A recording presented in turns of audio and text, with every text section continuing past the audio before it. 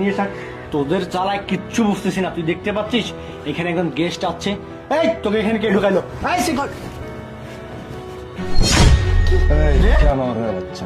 ফকিন্দের বাচ্চা, তোর এত বড় সাহস! তুই সামান্য একজন। আমি একজন জেলার স্বাস্থ্য কর্মকর্তা, জুডিশিয়াল ম্যাজিস্ট্রেটের দায়িত্ব পালন করে থাকি। আমি অনেক সময় আমার সঙ্গে খোঁজ নিয়ে এসেছি। আমি এখানে ঢোকার সঙ্গে সঙ্গে আপনি যে ব্যবহারটা আমার সঙ্গে করছেন সেটা কি ঠিক? হ্যাঁ, দিনের পর দিন সরকারি হসপিটাল, এখানে লক্ষ লক্ষ টাকা সরকার এখানে তার ব্যয় দিচ্ছে, বিভিন্ন শয্যায় বিভিন্ন ঔষধের কারণে মানুষকে সেবা দেওয়ার জন্য কোটি কোটি টাকা এখানে বাজেট করছে।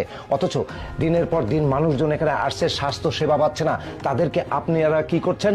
মেরে মেরে এখানে অপমান অপদস্থ করে পাঠিয়ে দিচ্ছেন। স্যার, স্যার আপনি আসছেন, বসেন, আমি নাস্তার ব্যবস্থা করতেছি, আমরা বসে কথা বলি। স্যার আপনি এত উত্তেজিত কেন হচ্ছেন? ম্যাম, আপনারা হঠাৎ করে ভিজিটিংয়ে আসবেন, বলে আসবেন না স্যার। আপনি আমার রোগীদেরকে জিজ্ঞাসা করুন আমি তাদের সাথে কেমন ব্যবহার করতেছি, তাদেরকে আমি সঠিকভাবে চিকিৎসা দিচ্ছি কিনা। আপনি আমার সমস্ত ফাইলগুলো চেক করে দেখেন আমি সঠিকভাবে ওষুধগুলো তাদের মাঝে বিতরণ করতেছি কিনা। এই রাখুন, টাকা এবং পয়সা দিলে না এরকম যত ফাইল আছে না, লক্ষ লক্ষ ফাইল এইভাবে তৈরি করা যায়। এটা আপনি আমাকে শেখাবেন না। শুনুন, আপনি এখানে সরকারি মেডিকেল একজন অফিসার, আপনাকে অফিসার হিসেবে এই স্বাস্থ্য প্রতিষ্ঠানে আপনাকে রাখা হয়েছে, কিন্তু আপনার যে আচরণ, আপনি মানুষের সঙ্গে যে আচরণ করছেন, রোগীদের সাথে যে আচরণ করছেন, সেটা কখনই মেনে নেওয়া যায় না। যাই হোক, আমি এই কথাগুলো বলবো না, কারণ আমি এমনিতে আসিনি। প্রচুর পরিমাণে অভিযোগ আপনার বিরুদ্ধে রয়েছে। নিউজ পেপারে পর্যন্ত আপনাকে নিয়ে বিভিন্ন নিউজ।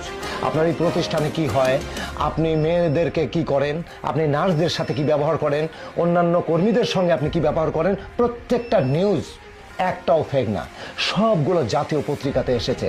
আর যার কারণে হোম মিনিস্টার পর্যন্ত আমাকে ফোন দিয়েছে যে এই মেডিকেলে গিয়ে আপনার একটা ব্যবস্থা করতেই হবে, না হলে সমস্যা।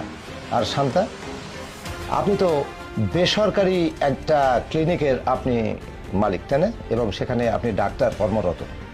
আপনি সরকারি মেডিকেল কলেজ এই হাসপাতালে কি করছেন? হ্যাঁ, কি করছেন আপনি?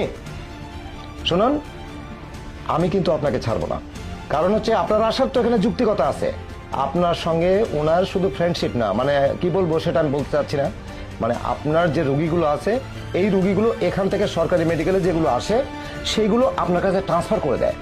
আর এই কারণে আপনার সাথে যত খাতির, যাই হোক আমি কথা বাড়াবো না, আপনার ব্যবস্থাও আমি নিচ্ছি। আর শুনুন, জীবনে এমন ব্যবস্থা আমি আপনার করব যে